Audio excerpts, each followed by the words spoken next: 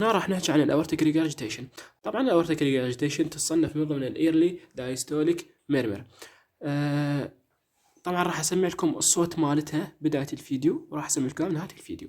هسه راح نسمعها.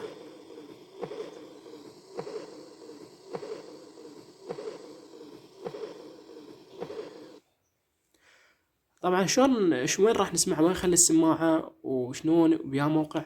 طبعا الاسكولتيشن يكون بالفورث اور فايف انتركوستال سبيس. شوف هاي الصورة قدامكم وين نخلي السماعة، هنا نخلي السماعة.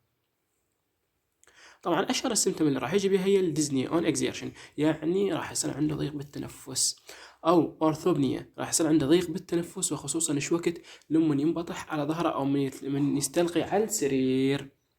اما عندنا ويصير عنده الباراكزومال نكتورنال ديزنيا، يعني شنو؟ فجأة بالليل يصير عنده قحة وضيق بالتنفس بحيث الا يقعد من النوم، تخليه يقعد من النوم. والبالبيتيشن معروفة، والانجينا بكتورياس.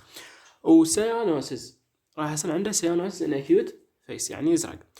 اما عندنا اشهر الكوز فهي تكون ايديوباثيك 80%، ايجنج العمر، سيفلايتك، سيفلايتك، عندنا السيفلايتك ايارتايتس، والاوستيوجينيسيس امبيرفكتا، والاورتيك ديسكشن. طبعا نرجع نسمعكم صوت الاورتيك اجيتيشن، المرمر اللي يصير بيها، واللي هي صنفناها من ضمن، نرجع نكرر نقول ان صنفناها من ضمن الايرلي دايستوليك مرمر. هسه نسمعها النوب.